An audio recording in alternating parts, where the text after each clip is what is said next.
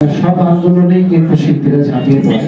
হ্যাঁ, আমি স্বাধীন বাংলা বিতারকে একজন মুক্তিযোদ্ধা শিল্পী, আমি এটি বলতেই পারি যে সেই 1969 সালে গণঅভ্যুত্থান থেকে আমরা রাজপথে, 1952 সালে শিল্পীরাই রাজপথে ছিলেন, সবসময় আমরা রাজপথে আছি এবং থাকবো।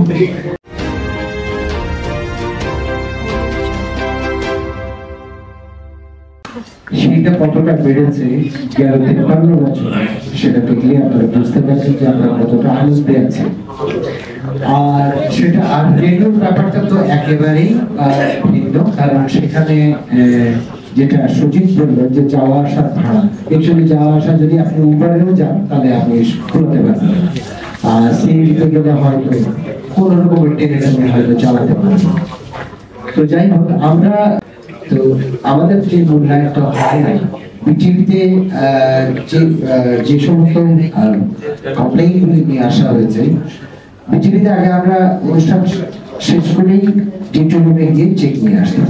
এটা পাকিস্তান আমাদের থেকেই ছিল, বহু বছর পর্যন্ত ছিল। আর বিগত কয়েক বছর ধরে আমরা সেটা পাই না। কি হয় যে না, আমরা বাই পোস্টে পাঠিয়ে দেবো, 5 মাস পরে বাই পোস্টে আসতো। আর এরপরে যেটা করলো সেটা হলো যে ইএফটি ব্যবস্থা চালু করলো। তো ইএফটি ব্যবস্থা চালু করলে যেমন রেডিওতে যে করলো, সেটা তো 100 টাকা মানে বাদ যাচ্ছে ইএফটি এর জন্য 10% তার মধ্যে পাবে। তো ফলে একজন শিল্পী কিন্তু কিছুই থাকে না। খুবই দুঃখজনক, আমাদের দেশে একজন ওস্তাদ যিনি তার চিকিৎসার জন্য তার প্রিয় হারমোনিয়ামটা পেয়েছে, সেই টাকা দিয়ে তার চিকিৎসা করে। এটাই আমাদের দেশ, এটাই আমাদের দেশের শিল্পীরা। এবার আপনারা বুঝেন যে আমরা কতটা আনন্দে আছি, কেন এই প্রেস কনফারেন্স করা হচ্ছে, অথচ যাদের কোনো যোগ্যতা নেই তারা সেখানে বসে দুর্নীতি করে কোটি কোটি টাকা কামাই করছে। যেটি আমাদের পাওয়ার কথা সেটি পাচ্ছে তারা নিয়ে নিচ্ছে। এই যে বাজেট একটু আগে যে সুজিত বলল, সম্মানিত সুজিত বলল যে কিছু মনে করে 3 কোটি টাকা দেওয়া হলো, তার মধ্যে 1 কোটি টাকা ফেরত দেওয়া হলো, ব্যাক করা হলো, দেখানো যে না আমাদের লাগে না, আমাদের এমনি চলে। তো জিনিসটা হচ্ছে যে শিল্পীদের তাহলে যে প্রাপ্য সম্মান সেটা কেন দেওয়া হলো না? এই টাকাটা ফেরত দেওয়ার অর্থটা, সরকার থেকে একটা বাজেট দেওয়া হয় যে তোমরা এটা খরচ করো, সেই বাজেটে আপনারা সেটের জন্য আপনারা কোটি কোটি টাকা দেখাবেন, আপনারা শিল্পী সম্মানে কোটি কোটি টাকা দেখাবেন। সেই শিল্পী গানই গাইলো না, তার নামটাও থাকলো, তার নামে চেক হলো। যে যন্ত্র শিল্পী বাজানোই না, তার নামে চেক হলো, মানে মাসে 15 টাকা। তো এইভাবে তো সেই সরকারি টাকাগুলি তারা কামাই করে নিয়েছে, বাগিয়ে নিয়েছে, অথচ শিল্পীরা অবহেলিত। এমন শিল্পী আছে 15 বছর আগে অডিশনে পাশ করে আজ পর্যন্ত অনুষ্ঠান করতে পারেনি। আরো একটি ব্যাপার হচ্ছে যে প্রতিটি সরকারের আমলে আমরা অনুষ্ঠান করে থাকি, কিন্তু দেখা যায় যে ব্ল্যাক লিস্টেড।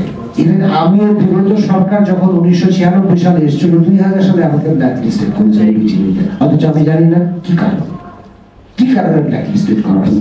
এখনো পর্যন্ত বিজিবি আমাকে এই অভ্যুত্থানের পরে একদিনের জন্য ডাকেনি। আমিও ফোন দিই, কারণ আমার প্রয়োজন নেই ফোন দেওয়া, আমার প্রয়োজন নেই নিজেকে এইবার বলা যে আমি একজন শিল্পী, আমার একটা প্রয়োজন নেই, মানুষ ছেলে যথেষ্ট। আমার যেটা পাওয়ার এই জীবন আমি পেয়ে গেছি, এর থেকে বেশি পাওয়ার কিছু নেই, কিন্তু এটা আমার প্রাপ্য।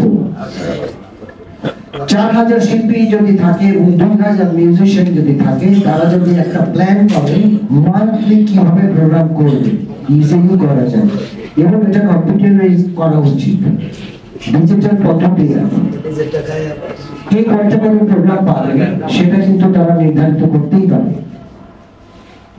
কিন্তু তারা কি করছে? দুর্নীতি করছে। তারা অনুষ্ঠান বন্টনের নামে দেখাচ্ছে, শিল্পীর নাম দেখাচ্ছে, কিন্তু তাকে ডাকছে না, কিন্তু সে টাকাটা উত্তোলন করে নিচ্ছে। তো এই হচ্ছে আমাদের বর্তমান এটা বেশ কয়েক বছর যাবতীয় চলে আসছে। আমরা এখান থেকে উন্নয়নটা চাই। এবং সত্যি কথা বলতে যে বলছিলাম যে পাকিস্তান আন্দোলন এবং স্বাধীনতার পর আমি 10 টাকা করে চেক পেতাম রেডিও, তো টেলিভিশনের সেই 53 বছর পর আমাদের সম্মানটা কত হয়েছে সেটা আপনারা সাংবাদিক বন্ধু ভাইরা যারা আছেন এখানে তারা একটু টিভিতে গিয়ে জানেন, রেডিওতে গিয়ে জানেন, এবং আসলে কত হওয়া উচিত আপনারাই না নির্ধারণ করে দিন। আমরা খুব খুশি হব। 10 টাকা দিয়ে তখন কত বাজার করা যেত আর এখন যেটা পান সেটা দিয়ে কত টাকা করা যায়?